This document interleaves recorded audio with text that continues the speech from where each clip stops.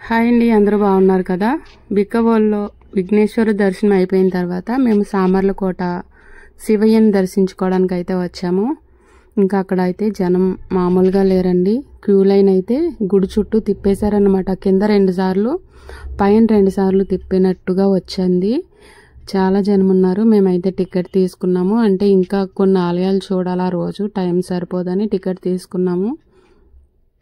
సామర్లకోటలో స్వామివారి పేరు వచ్చేసి శ్రీ కుమారరామ భీమేశ్వర స్వామి అన్నమాట. ఈ ఆలయాన్ని తూర్పు చాళుక్యుల రాజు చాళుక్య భీముడు నిర్మించాడు. ఇక్కడ భీమేశ్వరుణ్ణి కుమారస్వామి ప్రతిష్ఠించడం వల్ల దీనికి కుమారరామం అనే పేరు వచ్చిందండి. ఇంకా ఈ స్వామిని చూస్తున్నారు కదా, నేను కొంచెం స్లో మోషన్లో పెట్టాను. మధ్యగా తెల్లగా కనిపిస్తున్నారు కదా, శివయ్య అండి. కింద నుంచి పై వరకు ఉంటారు. పంచారామ క్షేత్రాల్లో ఒకటండి ఈ క్షేత్రం అయితే. తర్వాత ద్రాక్షారామం.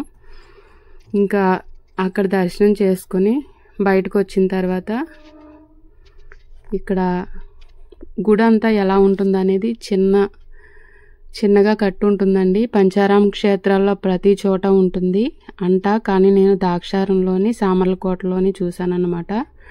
అంటే గుడి లోగో ఎలా ఉంటుందో అలా ఉంటుందన్నమాట. నమూనా చిత్రం అని అంటారు. చిన్న గుడి అన్నమాట.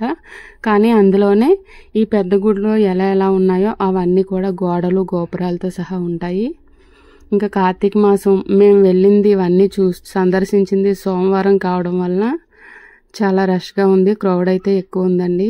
చూస్తున్నారు కదా, ఆ సమయంలో కూడా దీపాలు పెట్టేవాళ్ళు దీపం పెడుతున్నారు. దర్శనం అయిపోయిన వాళ్ళు ఇక్కడ అన్న సమారాధన జరుగుతుందండి. ప్రసాదం తింటున్నారు. ఆ ప్రసాదానికి కూడా చాలా పెద్ద క్యూ లైన్ అయితే ఉంది. మేము ఇక్కడే భోజనం చేసాము. ఇక్కడ నుంచి మరొక గుడికి కూడా వెళ్ళామండి. దీని తర్వాత నెక్స్ట్ వీడియో అదే వస్తుంది.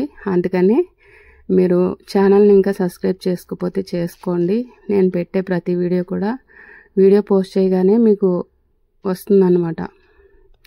ఈ వీడియో నచ్చితే లైక్ చేసి